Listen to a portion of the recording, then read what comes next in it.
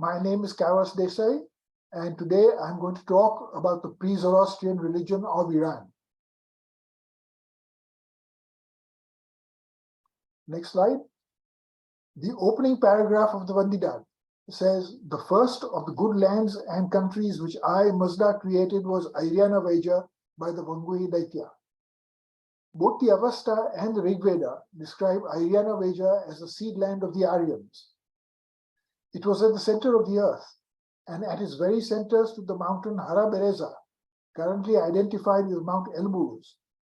This description closely corresponds with the Hindu description of the land of the gods with Mount Meru, currently identified with Mount Kailash at its center.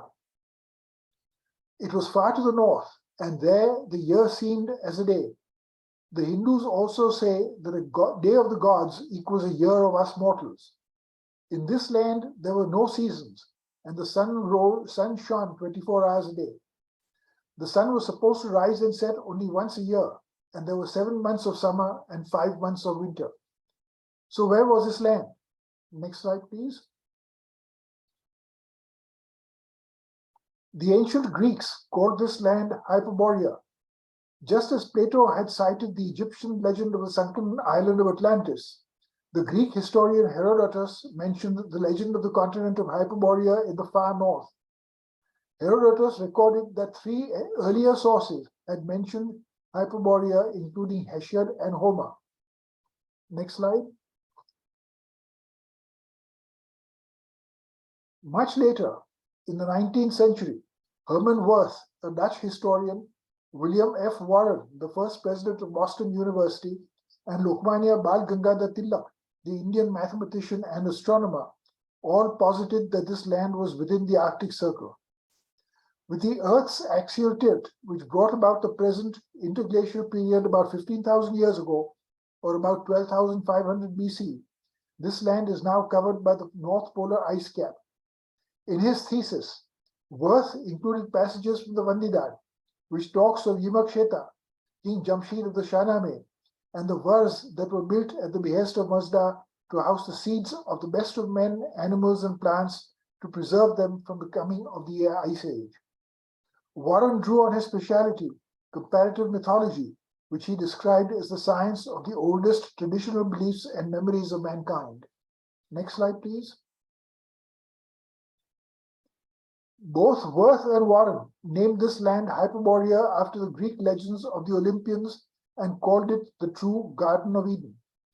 Citing Bal Gangadhar Tilak and the Austro-Hungarian ethnologist Karl Penka, John Godolphin Bennett, the British mathematician and scientist, authored a research paper entitled The Hyperborean Origin of the Indo-European Culture, in which he claimed the Indo-European homeland was in the far north, which he considered the Hyperborea of classical antiquity. More recently, H.P. Blavatsky, René Gugnon, and Julius Evola all shared the belief in the Hyperborean polar origins of mankind and its subsequent solidification and devolution.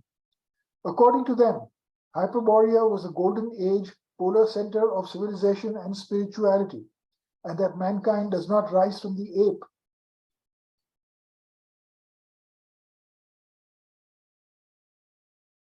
but progressively devolves into the ape-like condition as it strays physically and spiritually from its northern homeland. Next slide, please. Of the deluge, which destroyed this land, Plato wrote in 360 BC, "You remember only one deluge, though there have been many. You and your fellow citizens are descended from the few survivors that remain, but you know nothing about it because so many succeeding generations left no record in writing. The change in the rising and setting of the sun and the other heavenly bodies, how in those times they used to set in the quarter where they now rise, and used to rise where they now set. Of all the changes which take place in the heavens, this reversal is the greatest and most complete. There is at that time great destruction of animals in general, and only a small part of the human race survives." So who were the people who inherited this land? Next slide. In both the Avesta and the Rigveda, the Aryas, the noble ones, are said to have had their original home in the fair land of Aryan. More recently, these people have been referred to as the Proto-Indo-Europeans, of which the Proto-Indo-Iranians were a branch. At the present time, nothing is known about the language of the Proto-Indo-Europeans or the Proto-Indo-Iranians. However, all linguistic authorities agree that Gathic Avesta and Vedic Sanskrit are descended from the Proto-Indo-European language, and any knowledge about them comes from the legends and religious books of the Iranians and the Hindus. In his histories, written in the 5th century BC, Herodotus states, in ancient times, Iranians were renowned as Aryans among themselves and their neighbors. In fact, the oldest written records of human history confirm the residents of the Iranian plateau were Aryans.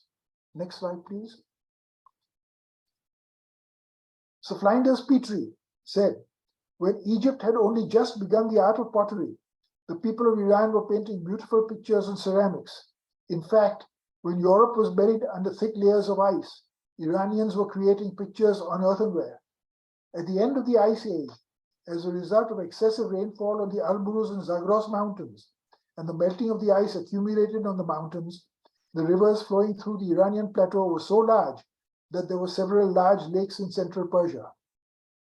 After thousands of years, with the continuous warming of the earth and the decrease in rainfall, the lakes and rivers gradually became smaller, and the peoples living around them, who had a common language and Aryan culture, had to find new solutions for themselves. Some decided to migrate from Iran, mainly to Europe. Next slide. In an 1868 book, French Views on Zoroastrianism, two professors of Oriental Studies at the University of France, referring to the Desai Asmani, wrote, "It is very extraordinary fact that such a monument should be ignored by history, that out of so many noted writers and books which existed before and after Zoroaster, not one mentioned in sacred or profane antiquity. But this incredulity is completely justified when we know the chronology of the Desai and the anachronisms which it decorates with the name of predictions. Mahabad, the first of the 15 personages whom it puts successively on the scene, and who gave his name to all the sectarians of the Desai, is not merely a prophet of Iran, but the first father and legislator of mankind in the cosmological period in which we belong. For after perishing in a universal cataclysm at the close of the preceding period, our species began with him in the present period. Mahabad was succeeded by 13 apostles and princes of his race, 13 Abads, who, including himself, formed the dynasty of the Mahabadians.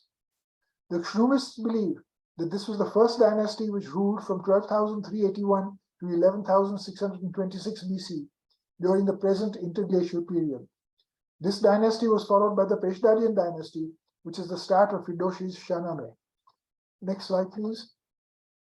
This gives you a bit of a timeline of all the Iranian dynasties. There's a bit of an overlap between the Mayabadian and the Peshdarian dynasties. According to the Shahnameh, Jamshid lived in the pre-Ice Age, and accordingly, the Mayabadian dynasty came after Jamshid. But be that as it may, that is the problem of history. Next slide. According to our scriptures, the first prophet of the Indo-European peoples was Homer Durosha, who lived in the pre-Ice Age, before the present interglacial period, and who named his god Mazda and his worship Mazda Yasna. In a paper, Homer in the Avesta, read by Sir Jivanji Jamshedji Modi at the Anthropological Society of Bombay on October 26, 1904, while performing his daily prayers and the Homer ritual, Zarathustra sees a vision and asks, Ko nare ahi? Who art thou? To which Homer replies, Azem Ammi Hauma Ashwa Durosha. I am the holy Homer Durosha. Homer then goes on to name the 4 people who performed the Homer ritual. Vivangwant, who fathered Yima, Athviya, who fathered Tretona, Trita, who fathered Urvaksha and Kershasp, and finally Paurushasp, who fathered Zarathustra. Next slide. According to Erich J.S. Taraporwala, the Aryans, the Proto-Indo-Iranians, were a fairly advanced people as regards material civilization. They were certainly an agricultural race. Their language was a very complex and well-developed instrument capable of expressing with great nicety all subtle variations and human thought, and it shows them to have been much given to introspection. They had a well-developed religious system which had been successively taught to them by great teachers and by royal sages from time to time. Many of these teachers have been mentioned by name, and a few of them, whose names are also mentioned in the Vedas, have fairly detailed accounts attached to them. Next slide. These royal sages were the priest kings of the Proto-Indo-Iranians and were not hereditary rulers, but personages upon whom the Khwarane or royal glory had descended. When any one of these royal sages drifted away from the path of righteousness, the royal glory is said to have fled that person in the form of a bird. Next slide. One of the earliest royal sages belonging to this common tradition was Kavi Ushan, Hoshang of the Shahnameh, mentioned in the Avesta and the Vedas. He was a holy king who overcame the forces of evil by his prayers, and he was specifically famed for the glorious halo that surrounded him, whence he is also known by the epithet Ashvarechao, full of radiance. He is also said to have acquired miraculous powers of flying through the air with the help of a heavenly bird. The Vedas mention him mostly as Kavya, and he is mostly associated with Indra, and in one place he is said to have established the sacred fire. But in the epics of India, he is mentioned as the teacher of the Asuras, the followers of Ahura, and he is also known by his other name of Shukracharya, the radiant teacher, probably on account of his remarkable halo. Kava Ushen, Hoshang, was followed by Takhma Urupi, Temuras of the Shahnameh. In the Rayam Yash, Takhma Urupi prays, "Grant me this, O you Vayu, that I may ride Angramainu turned into the shape of a horse all around the earth from one end to the other for 30 years. In a legend from one of the Rivayats, Aryan induced the wife of Takhma Urupi to ascertain from her husband whether he ever felt fear while riding the fiend, and acting upon the information thus obtained, he threw the king from his back while descending from the Alburuz mountains and swallowed him. Information of this event was conveyed to Yima by the angel Sarosha, who advised him to seek the fiend and propitiate him. Yima accordingly went into the wilderness singing to attract Ahriman, and when the fiend appeared, Yima ingratiated himself in his favor, and taking advantage of an unguarded moment, he dragged Takhma Urupi out of the fiend's entrails and placed the corpse in a depository for the dead. In consequence of this feat, his hand was attacked by leprosy, from which he suffered greatly, until it was accidentally washed in bull's urine, which healed it. This legend is related for the purpose of recommending the use of bull's urine for the purification of the body. Next slide. The most famous of the royal sages was Yima, King Jamshi of the Shahnameh, the king, the son of Vivangan. In the Avesta, he is the great ruler and teacher of the Golden Age. He was warned by Mazda about the impending destruction of the wicked world by snow and ice, and he was commanded to build a var, or underground enclosure, and to take there a set of specially chosen people, together with the seeds of the finest trees, the best fruits, and the most fragrant flowers, and also a pair each of the best and the most useful animals. Though these details do not exactly correspond with those given in the Vedas about Yama, there also he is the king, but the other details given above are associated in the later Puranas, the traditional lore of India, with Manu, who too is the son of Vivangan. Yima is most revered for his 1,000 years rule, a rule characterized by peace and plenty, where demons with all their foul works, untruth, hunger, sickness, and death, held no sway. The world was so prosperous under his rule that it had to be made larger on 3 separate occasions, so that at the end of his reign it was twice as large as when he began. But Yima is also remembered as a sinner. Zarathustra in his Gathas castigates him for refusing to become a prophet of Mazda. In other Iranian legends, he is said to have sought to please men by giving them ox flesh to eat. The Shahnameh relates that Yima became so proud that he proclaimed himself as God and commanded the people to worship him. Thereupon, the royal glory flew away from him, and he was killed by his brother Spitiur which led to the 1,000-year reign of terror by Zohak, the first of the 3 arch-enemies of Iran. The next slide. A 4th royal sage may also be mentioned. He is Thetona, Faridun of the Shahnameh. He seems to be specially associated with the curing of diseases and the help of spells, mantras, and he is a great physician and healer. These points are also associated with him in the Atharva Veda, where he is called Trita. In both traditions, he bears the patronymic name of Athvya and is closely associated both with Homa and the preparation of the drink of immortality. In the Yajur Veda, he is mentioned as granting immortality. The Vedic tradition also mentions Tretana, which is nearer the Avestan name Tretona, who had slain a mighty 3-headed monster who had for ages oppressed the world. The same tradition, in almost the same words, is found in the Avesta and in the later Persian epic of the kings, the Shahnameh. This 3-headed monster becomes the Semitic trident Zohak, Ajirahak in the Avesta, from whose oppression Iran was freed by the royal Faridun. Next slide. What was the religion of these royal sages and which god did they pray to? Next slide. According to Nurbakhsh Rahimzadeh, the first Iranian prophet who laid the foundation of sun worship, Mithraism, was called Mahabad, Abad Buzorg, the Big Abad, who was a pious ruler in Iranovich, was born 3,593 years before the birth of Prophet Zarathustra. He laid the foundation of monotheism or divine worship and a constitution based on justice, which was known as Mithradad. Rahimzadeh goes on to say that according to the Avesta and ancient historical records in Iran, from the time of Hoshang, the Peshtadian king, until the confirmation of Zoroaster in the 40th year of the reign of Gushtasp of the Kayanian dynasty, the Meher religion was the popular and common religion of the Iranian people. Mehabad's prophethood is called the Abadian dynasty, and in the meantime, Mehabad should be considered as the first founder or constitution for mankind. Next slide. Following Babylonian and Assyrian sources, some historians believe that during the southward migration following the destruction of the Aryan homeland, one of the largest of the ancient Iranian tribes was the Kasi or Kashi, which in ancient languages and also in the modern language of the people of Gilan means fair-eyed and fair-faced. The name of the central city of Kashan and also the name of the Caspian Sea are a relic of this ancient Aryan tribe.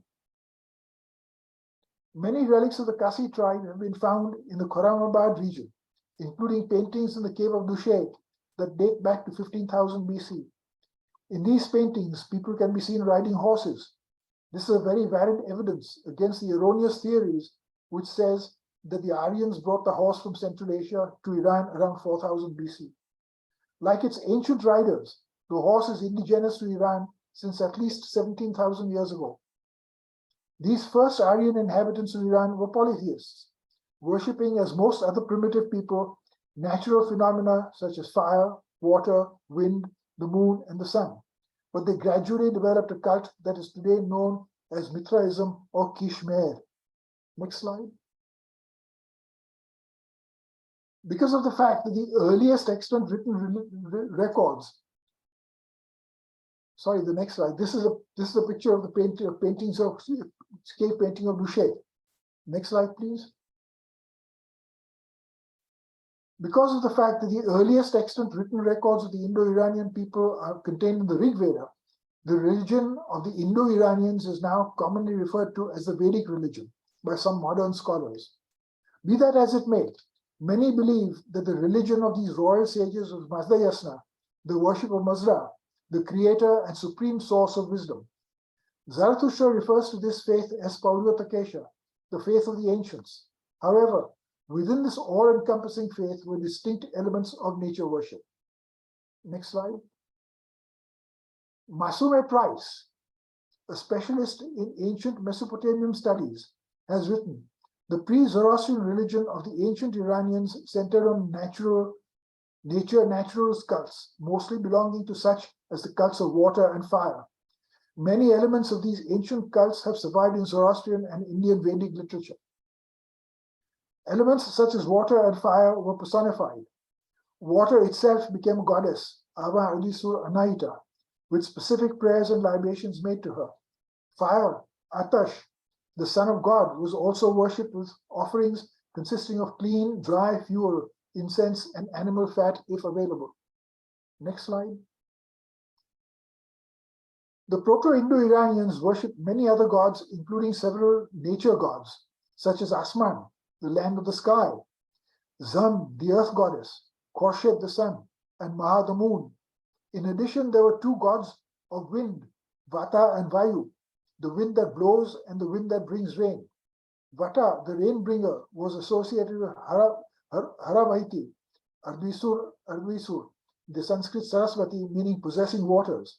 She personified a mythical river believed to pour down from the primordial sea called Vaurukash, in Avastha, meaning of many bays, a sea out of which all rivers flow.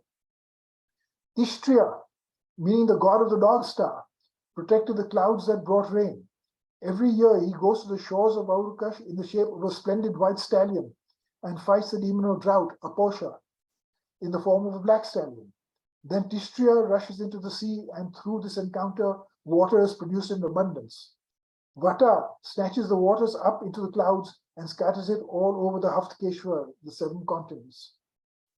The offerings to the elements of fire and water form the basis of the daily priestly act of worship called Yasna by the ancient Iranians. Animal sacrifices were made to the fire cult and prayers consecrated the act. They believed that there was a strong kinship between humans and animals, and the spirits of animals which died a sacred death became absorbed in a divine being called Geush Urwan, the soul of the bull. Another major cult grew out of the ritual of preparing a sacred juice from a plant called Soma by the Indians and Homa by the Iranians. It was produced from a specimen of ephedra and was believed to have great qualities. Next slide, please. The Indo-Iranians believed there was a natural law which ensured that nature followed its course. Day and night continued as the sun maintained its regular movement. They called this law Asha, Rata in Sanskrit, that came to represent the cosmic order. Asha had ethical implications and governed human conduct as well. Truth, honesty, loyalty, and courage were praised as being necessary for the natural order, and druj, or vice, was identified as disturbing this order. One vital aspect of Asha was to enforce respect for the sacredness of a man's given word. The solemn oath was called Varuna, and the covenant was called Mithra. Power felt to be latent in the spoken pledge came to be recognized as a divinity. Men accused of breaking their word were punished by being submitted to an ordeal by water and fire. Mithra and Varuna became divinities linked with fire and water. Varuna became son of the waters, and later evolved into Varuna Apam Napat, the usurper of the oath and truth, and lord of the ordeal by water. Mithra evolved into the lord of fire and covenant, and was believed to accompany the sun itself. Next slide. There also existed a number of abstract gods personifying concepts such as war. For example, Mithra was also worshipped as god of war, fighting on behalf of good and protecting the virtuous. Later on, he is personified as both a great judge assessing the deeds of men after their death, and as a solar deity to be drawn across the sky by white horses shod with silver and gold without casting a shadow. This latter characteristic has survived in other religious traditions, wherein great religious men cast no shadow. Aryan was a divinity personifying friendship. Arshtat represented justice. Hamvareti, courage, and Sarosha, obedience. Varathragna, god of victory, became a prominent deity in later Avastan tradition. The Zanyadyasht tells of the struggle between Atar, Atash, and Ajidahaka, Zohak, over possession of the divine glory. After the death of Yima, Aji, three-mouthed and of evil law, the embodiment of the destructive desire, rushed to grasp divine glory so that he might extinguish it. Atar, who also rushed to grasp and save that unattainable glory, but Aji, charging behind, blasphemous outpouring, roared that if Atar seized the glory, he would rush on him and stop him from ever blazing forth on earth again. As Atar hesitated, Aji rushed on to seize the glory. This time it was Utter's turn to utter threats. He warned Dahaka, "You three-mouthed monster, if you seize the unattainable glory, I shall flame up your bottom and blaze through your mouth, so that you will never again advance upon the Ahura created earth." Terrified, Aji in his turn drew back, and the divine glory remained unattainable. The hymn to Homa, the Hom Yash, is contained in Har 9 of the Yazashnik. As mentioned above, the first four men said to have pressed Homa and performed this ritual each received the boon of a great son. Vivangwan had Yima, Atvya had Tratona, Trita had Kershasp, and Paurushaspa had Zarathustra. Let us look at some of the changes instituted by Zarathustra just before the split of the Indo-Iranian people. Next slide. An article appearing in Roman.org, a Zoroastrian educational institute, says, Mithra was an ancient Aryan deity, closely associated with the supreme being, Asura Varuna. Varuna implied the all-embracing heavens, and Mithra was a heavenly light, and so Mithra was invoked together with the all-embracing father of all, Varuna. Both in the Zoroastrian Avesta and in the Hindu Vedic hymns, Mithra is invoked as the Lord of heavenly light. He is the light, not the sun. The sun is his physical vehicle. In Zoroastrian ritual, the litany to Mithra is always recited after the litany addressed to Khorshid, who is the physical sun. Mithra is ever awake and on the watch. He has 1,000 ears and 10,000 eyes. With these, he watches over all creatures, hearing all, seeing all. None can deceive him. Hence, he is Lord of truth and loyalty, and he is invoked whenever oaths are taken. He guarantees all contracts and promises and punishes all who violate their bond or break their plighted word. In Iran, such offenders were called Mithrodruj, sinners against Mithra, and they were regarded as among the worst sinners.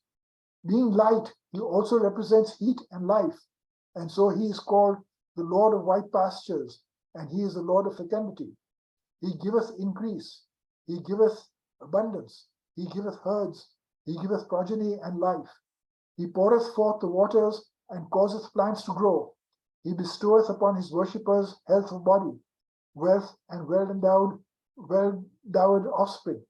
And besides these material comforts, he also bestows peace, wisdom, and glory. As Lord of light, he is the foe of darkness and of vice and impurity. He leads the hosts of heaven against the hordes of the abyss. In a sense, Mithra is the prototype of the archangel Michael. In India, Mithra is always associated with Varuna. These are the great twin brothers, and here too, these two are clearly regarded as two aspects of the eternal light. And all through the Vedic hymns, while Varuna is worshipped as the supreme head of the Aryan pantheon, Mithra was retained his position beside him as his twin brother. In Iran, however, Zoroaster emphasized particularly the complete supremacy of the Aryan Asura Varuna under the name of Ahura. So naturally, his twin brother Mithra could not be regarded as his co-equal. In fact, Mithra is not mentioned even once in the Gathas, because his twin brother Ahura has concentrated within himself all the attributes of both. But in later Avestan literature, Mithra is again associated with Ahura, the two being invoked together as two lords, imperishable, exalted, and holy. Still, on the whole, in later Zoroastrian theology, Khurshid the sun is the closest associate of Mithra. An important function of Mithra in later Zoroastrian theology is as a judge of the departed souls, in which office he is associated with Ashnu, justice, and as Lord of white pastures, he is associated with Adisura Naita, the deity who presides over waters. Next slide. Erach J.S. Taraporwala says, new faiths have to be grafted upon old ones. All great teachers have built upon the past traditions of the race. They have come to lead. They alter and adapt the eternal ancient wisdom to the peculiar needs of that race, to the particular message which that race is destined to leave for humanity. So also, the Lord Zoroaster found a certain mass of tradition in Iran, and the message he gave to this branch of the human race was based upon that, what they had inherited from a dim and distant past. Next slide. The religious traditions inherited by these two great peoples, the Hindus and the Persians, were therefore the common Aryan traditions. In the Avesta, the great teachers of the Pauryatakesha, the ancient faith, have been invoked, and a good many of them have also been mentioned by name. This ancient faith has been named the Mazdayasna faith, the faith that worships Mazda, the great lord of all. The religion of Zarathustra bears the same name, but with the epithet Zarthushtrish, that is taught by Zarathustra, added to it. This confirms that the prophet built upon his system upon the ancient traditions of the race. Next slide. A great deal of the ceremonial of both of the branches of the Aryan race goes back to a very remote antiquity, as also some of the social and other customs. The religious ceremonies depended upon the yearly change of seasons, hence the yearly Gambars, 6 in number, which the Iranians celebrated in the ancient days and which are even today observed by the Parsis. These corresponded closely to the annual sacrificial cycle observed by the Veda. The chief objects of popular worship among those two nations were the elements, fire, water, earth, and air, and the lights of heaven, the sun, the moon, and the stars. These were invoked as heavenly beings, but above and beyond them all was the idea of the supreme God, which is seen in the Vedas and which is far more strongly emphasized by Zarathustra. This emphasis, which he laid upon the supremacy of Ahura, has colored the whole of the subsequent development of Iranian religious thought. The worship of ancestors, the Pitris, was another very marked feature of the ancient Aryan faith, which both the branches inherited in common. The ritual pertaining to this worship consists of the cake offering, the Darun among the Parsis, and the Purodasha among the Hindus, and the libation of a product of the cow, which later was milk in Iran and ghee or clarified butter in India. But in Iran, ancestor worship developed into the deeper and more philosophical idea of the Fravashi, which is lacking in the Indian branch. The Fravashi is the eternal principle in man, which persists through all time and seemingly progresses throughout the ages. As one Zoroastrian writer put it, the Fravashis of men are archetypal souls clothed in ethereal forms, after whose model each human being is formed on earth. The body of each man, with his peculiar physical, mental, moral, and spiritual capacities, is shaped and formed after the model which each Fravashi presents. Each being, right up to Ahura himself, possesses a Fravashi which exists throughout all eternity. Next slide. Another interesting Indo-Iranian ceremonial was the sacrament of initiation, the Zoroastrian Naujot, literally new birth, which corresponds to the Upananiya ceremony of the Hindus. Like the Hindus of the Vedic period, all children among the Zoroastrians, both boys and girls, get this new birth. After the ceremony, they are regarded as fully responsible members of the Zoroastrian fold, and as outward signs, they put on the sacred shirt, the sadre, the sacred girdle, the kashti, and they should also have a covering to their heads, at least during prayers, generally a small skull cap. These three outward symbols correspond very closely to the Hindu Yajnopavita, the sacred thread, the mikhala, the girdle, and the shikha, the tuft of hair on the top of the head, respectively. The first of these among the Hindus was originally a full upper garment, as can be seen from ancient statues and from the dress of the Buddhist priests even today. The second, the girdle, was originally the most important part of the dress of the twice-born. In the Avesta, it was Homa, for whom Ahura Mazda first brought the sacred girdle, star gem, woven by the two spirits. The cap was intended to protect the vital parts of the head, and the tonsure of the Roman Catholic priests seems to have had a similar significance. Such are some of the ancient Aryan traditions and ceremonials which these two great peoples, the Iranians and the Indians, had inherited. In Iran, however, the dominating influence of their teacher Zarathustra has completely overshadowed all later development. His philosophy and his solution of the riddle of the life has been at the root of all Iranian and particularly Zoroastrian thought ever since. He made use of these traditions, but he laid the greatest emphasis upon the moral concept of Ahura and of the grand Indo-Iranian idea of Ashar, the Vedic Rata, and made the latter the keystone of his world religion. Next slide. Although a substantial portion of Zarathustra's own words have been lost to us and to history, Greek historians indicate that Zarathustra composed some 2 million words of verse. His uncompromising monotheism has very clearly come down to us in his Gathas, where again and again he exhorts us that only Ahura Mazda is worthy of our adoration. In the Aptangaiti, sometimes referred to as the Gatha of the 7 chapters, Yashna has 35 to 42. Naturalistic features from the old religion began to creep back into Zoroastrianism. This can also be seen in the Yashts, whose content is clearly pre-Zoroastrian and which were introduced into the Zoroastrian scripture at a much later date. Next slide. Zoroastrianism calls for the worship of one God, Ahura Mazda, the Lord of life and creator of matter. Its theology is monotheism, and its morality are in the triad of good thoughts, words, and deeds. The worship of Ahura Mazda does not require any image of his for worshipping. To him is attributed no form, no shape, and no color. From him emanates immense light from which all glory, all bounty, and all goodness flow. No evil comes from him. There is no need for any intermediary between Ahura Mazda and man. No offerings are needed, as the religion given to Ahura Mazda, to Zarathustra, is a religion of devotion, and he has put a divine essence in everyone, the immortal soul, which is the potential force of all progress. Next slide. Thank you.